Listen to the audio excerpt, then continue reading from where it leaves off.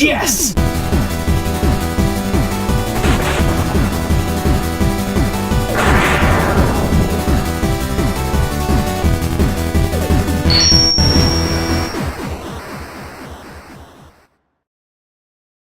Moonwalker! That's no moon!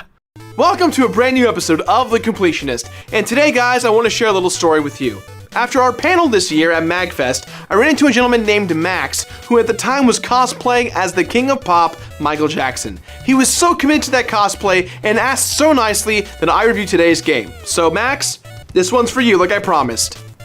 Also for Michael Jackson.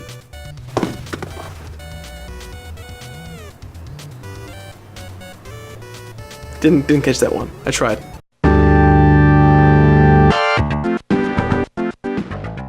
Michael Jackson's Moonwalker. Supposedly this game is based on the hit movie Moonwalker, which is a random and very oddly paced film about Michael Jackson's achievements.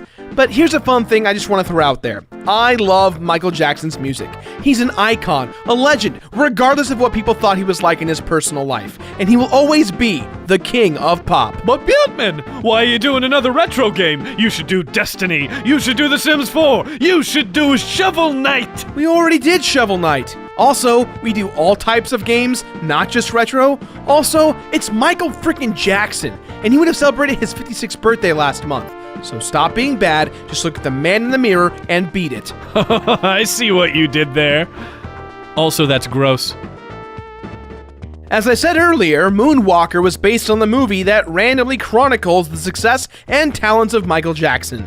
But there's no plot to the film, so how does one take a non-existent plot from a movie and decide to make a game out of it? Well, Moonwalker for the Sega Genesis is actually based off the arcade title of the same name. As well as the Bond movie. Wait, that's Moonraker. The arcade title is an isometric beat-em-up that stars Michael Jackson battling his way through stages that are somewhat inspired by the film.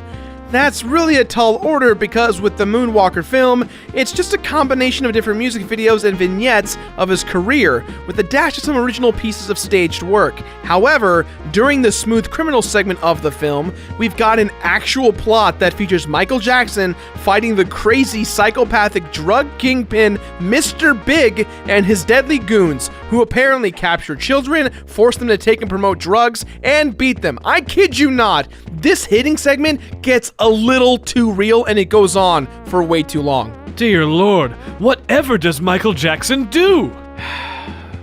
Turns into a gigantic galactic robot that blasts them all into smithereens, and then he turns into a spaceship, and then he fights with Mr. Big in space combat, and eventually, Michael Jackson wins. Jesus, Gerard, spoilers! Greg, this segment's not even that long in the movie. Spoilers. The Genesis version is no different in terms of plot, but they both share one important detail. They both don't explain a damn thing to you. So without context, you end up playing as Michael Jackson trying to save kidnapped children who scream, "Michael!" when you save them. Michael! Well, at least you're having a good time. You get to play as Michael Jackson, beat up thugs, rescue children, and rock out to Michael Jackson tunes. Sounds like the 80s to me, and I'm down. I gotta say, man, I love the Genesis, but compared to the arcade version, it's so watered down. The console version is missing the single coolest attack from the arcade version, the dance party.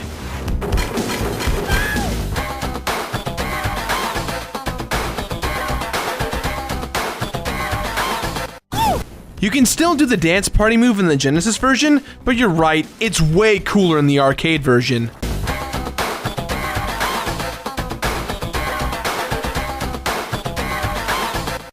That and simultaneous multiplayer, better graphics, and more variety in the overall gameplay, but mainly the dance party.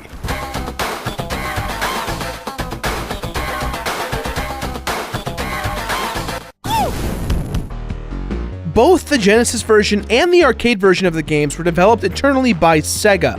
The arcade version did have another publisher on board named Triumph. So yes, this would be considered a first-party title. We shall call our company Triumph. Our first order of business is to crush the future Genesis version of our own game. The design and concept of this game rests on the shoulders of Michael Jackson himself. This was his creation, and everyone tried as best as they could. It's actually really funny. The sound effects of Michael constantly yelling, "Woo!" like he does is awesome. Every level starts out with an image of Michael Jackson saying, "Woo!" I think based on the credits, not too many people were proud of this game. I know back in the day, people were ashamed to have worked on some games they developed, so they create nicknames, and it was very common. And this game, for the most part, was received poorly. Woo!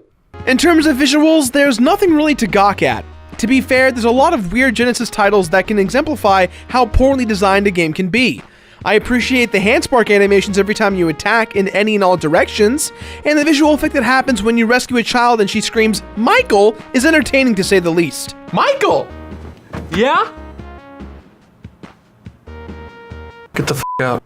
For Genesis covers of Michael Jackson classics, these are pretty good. I wish there were more tracks altogether, especially since this game is surprisingly lengthy for what it is.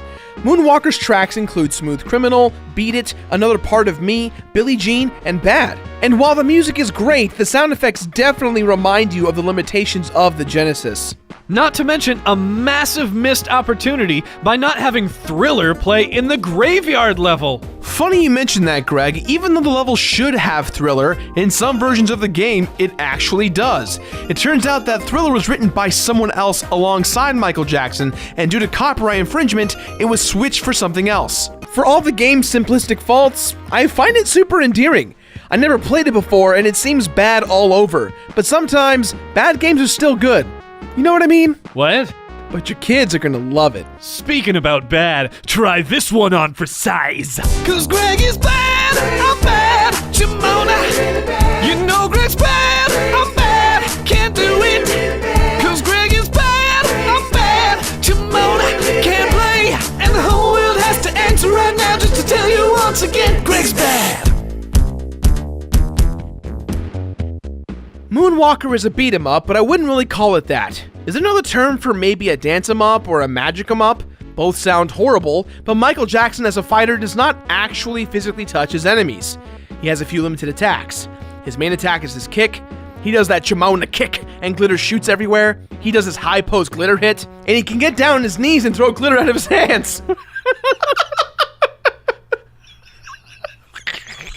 wish it was a bit easier to describe. But I didn't do too bad! And yes, if you hold down your attack button while holding back, you'll do the moonwalk. Another missed opportunity. The moonwalk should have been an ultimate attack or something. Well, there is a special hat-throwing attack, but it does do self-inflicting damage. There are a total of 5 worlds with 3 levels in each of them. Not too bad for the length of the game. The game shows random transitions between levels and chapters. For example, Michael Jackson turns into a car. Speaking of turning into cars, Michael Bay, Michael Jackson turns into a super fighting robot. Yeah. Why? I don't know. Want to know something else that's going to make you ask why? Sure. When you've saved all the children, Bubbles, which was one of Michael Jackson's chimpanzees, appears, jumps on your shoulder, and awkwardly points to where the boss is. Why? Exactly. Cause Greg is bad, I'm bad, Jamona.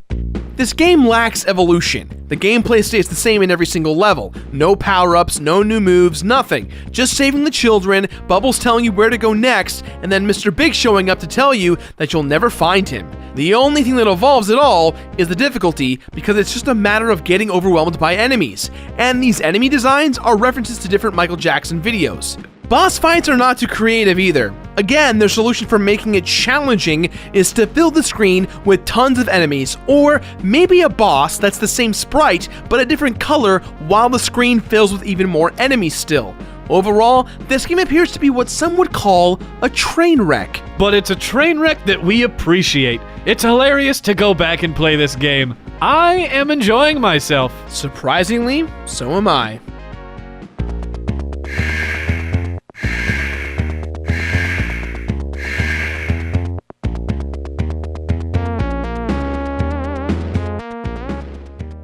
After you freed all the children and had Bubbles point you in the right direction, fought all the bosses / they're not bosses, and you've transformed into Mecha Michael Jackson, it is time to have the final showdown with the drug kingpin, children kidnapping, spider enthusiast Mr. Big. But before we go after Mr. Big, we need to turn into a spaceship and chase after him. You know, that sounds like fun. Oh god, I think I'm gonna be sick. No doubt, this is the worst part of the game. This first-person spaceship simulator goes wrong real fast. The sound effects are also super hard on the ears. But luckily, it's pretty easy. Now, there's no real completion bonus, but there are cheat codes to do level selects, 15 lives, as well as a few more. Think about these cheat codes as you witness Michael Jackson dance with the kid version of himself as the credits roll.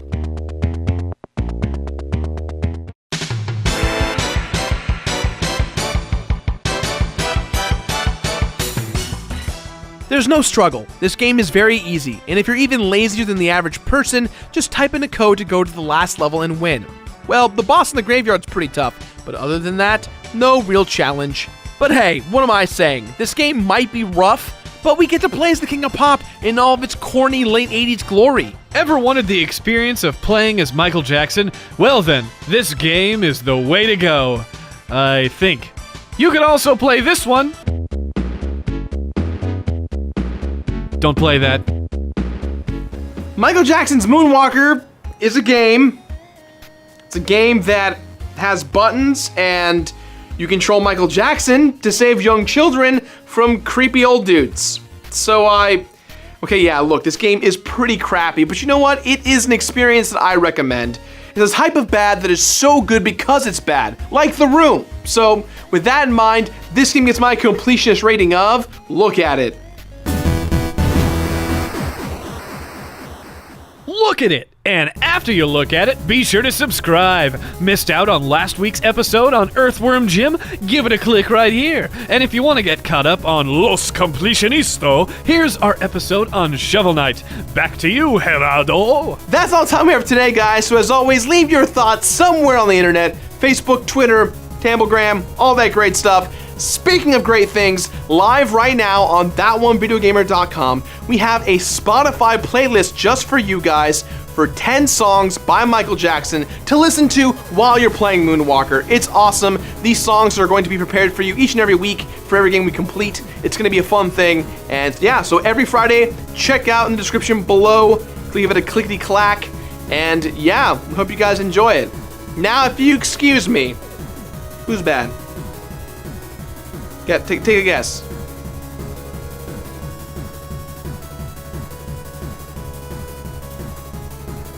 It's Greg. Cause Greg is bad, I'm bad, Shimona. You know Greg's bad, I'm bad, can't do it. Cause Greg is bad, I'm bad, Shimona. Can't play, and the whole world has to answer right now just to tell you once again, Greg's bad.